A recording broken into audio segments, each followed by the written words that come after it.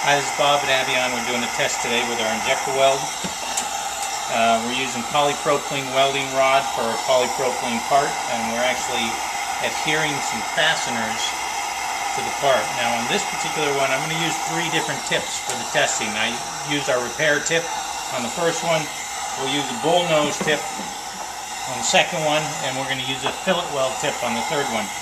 My thought was, this is a little different than we've done before, but there are little holes in the fastener. So on the repair tip, I started with hitting each hole and then going around the edges as well. So on the first one, I went completely around the edge and into the holes as well.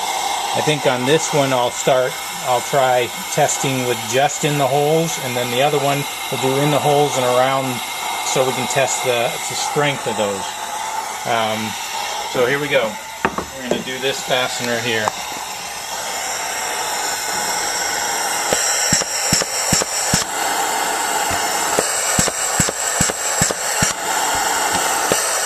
The objective with the tip is to come in contact with the base material and heat it up as you're injecting the melted material from the tool.